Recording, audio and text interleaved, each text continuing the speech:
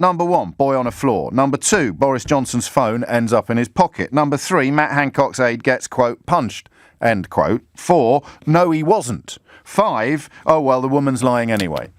And I will now, with the most cursory glance at my inbox, be able to find presumably real people who are determined to believe the lie. You can't really believe the first lie, can you?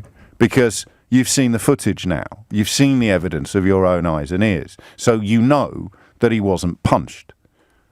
The second lie is what they have given to you in order to allow you to pretend that you haven't been mugged. It's very Brexity, all this. Here is another lie, which you won't really be able to prove one way or the other, not as categorically as you can with the footage of the aide not being punched. But if you just start shouting this lie, you won't have to apologise or withdraw the other lie. And here you are. Here you are. Well, here you go. Texting me saying, desperate stuff, O'Brien, really desperate.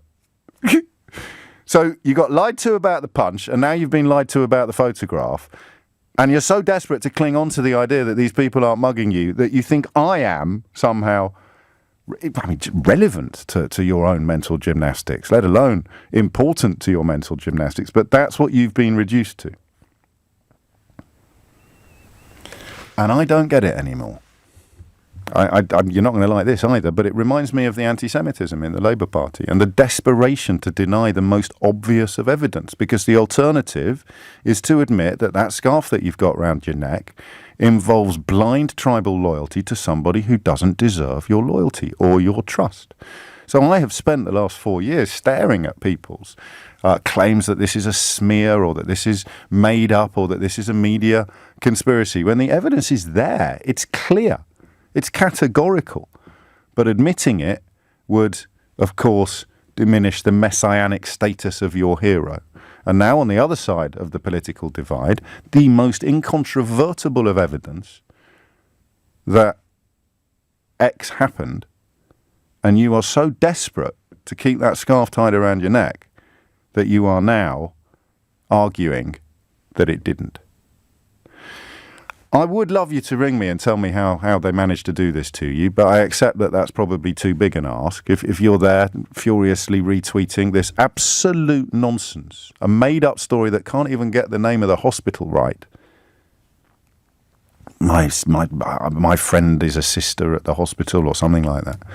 Absolute nonsense. You've seen it. If you haven't seen it, lucky you. It means that your social media is curated to such a degree that you don't get bombarded by lies from mysterious, undisclosed sources. That is where we now are. Okay? That is it. That is syllable by syllable an account of where we are. And right now, people who are paid to keep you up to date with the information you need to exercise your democratic right to vote honestly and freely are amplifying the lies. Politicians via social media and reportedly in radio interviews, pundits, commentators, journalists who are paid to give you the information you need to cast your vote honestly are spreading lies about an NHS story that the NHS has confirmed. So what the hell am I going to ask you this morning? 27 minutes after 10 is the time. If you're kind enough, or maybe you've seen the light as a result of this very straightforward and utterly evidence-based account of what's happened in the last 24 hours, and you will ring me and say, good grief, James, I'm so sorry. Or maybe not sorry, you don't need to apologise to me. I was one of the mugs, and this is how it happened.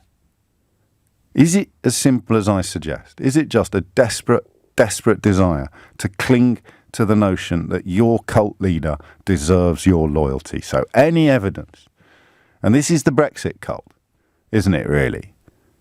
Any evidence that they don't deserve your loyalty must be dismissed, even to the point of mistrusting the evidence of your eyes and ears. The party's final, most essential command.